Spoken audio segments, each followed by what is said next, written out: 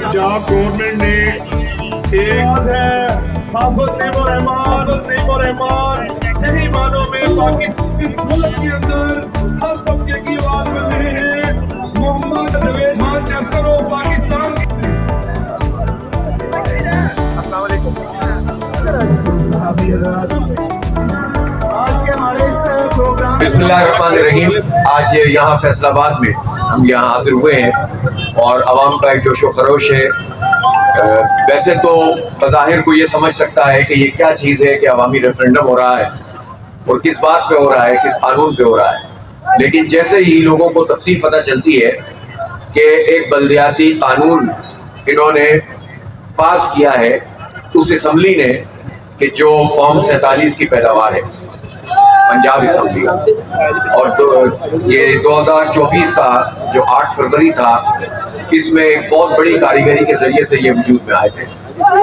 अब इसके बाद सूरत हाल ये है कि ये एक्ट पास कर दिया गया और ये कहते हैं कि अब हम बल्दियाती इंतखाब कराएंगे। उस कारकुन के लिए इनके पास कोई इख्तियार नहीं है, इसी तरह आवाम के लिए भी कोई इख्तियार नहीं है।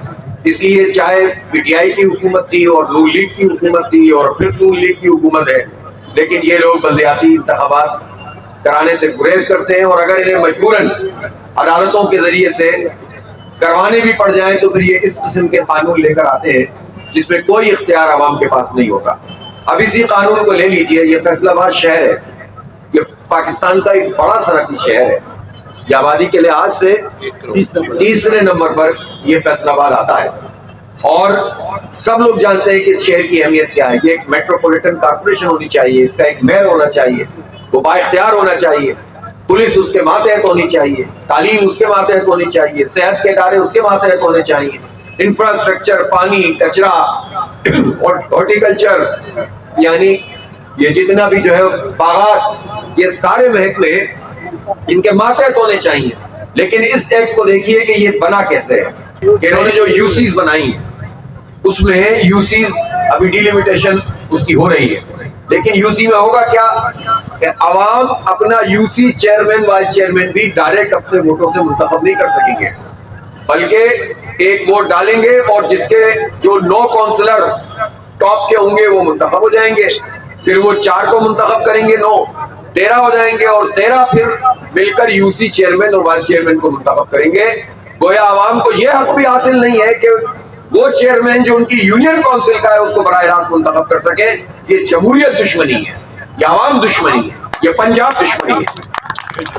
फिर अपनी साहबजादी को जाली तरीके से फॉर्म 47 पर जितवा के दे दिया, फिर भाई को जाली तरीके से जितवा कर वजीर आजम बनवा कर दे दी, और फिर अब ये इज्जत देना चाहते हैं कि ये ग्रास रूट लेवल पर भी लोगों को ये हक नहीं देते कि अवाम बराह रास्त उन्हें मुंतखब करें। वो शहरों की मेयरशिप को खत्म कर रहे हैं, उन्हें टुकड़ों में तकसीम कर रहे हैं, उनके इख्तियारात छीन रहे हैं और डिप्टी कमिश्नर्स के मातहत कर देंगे ये।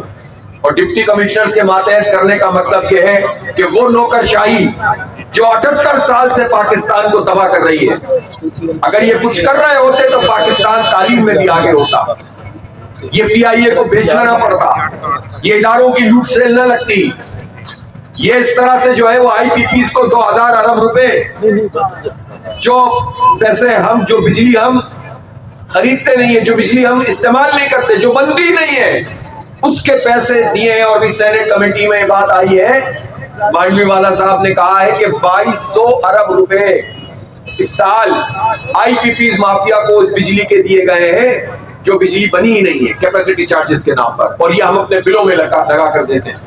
9 काउंसलर मुंतखब हो जाएंगे और वो एक यूथ, एक खातून का काउंसलर भी इस तरह से जो है वो जो रिजर्व सीट उनकी होती है उस तरह नहीं होगा, एक माइनॉरिटी, और इस तरह से ये किसान, और ये 4 लोगों को 9 लोग मुंतखब कर लेंगे। ये कौन सा तरीका है?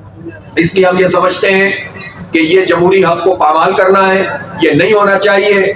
जमाती बुनियादों पर बल्दियाती इंतखाब होना चाहिए, बराह रास्त यूसी चेयरमैन वाइस चेयरमैन का इंतखाब अवाम के वोट से होना चाहिए।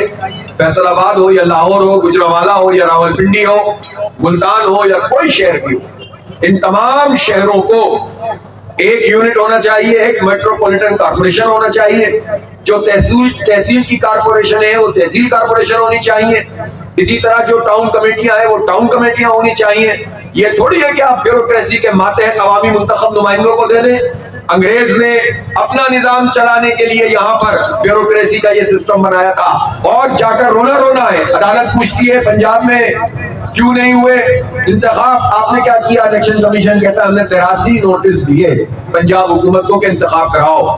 کتنے معصوم ہیں چیف الیکشن کمشنر صاحب اور ہمارا الیکشن کمیشن آف پاکستان یہ نوٹس دے دیتے ہیں.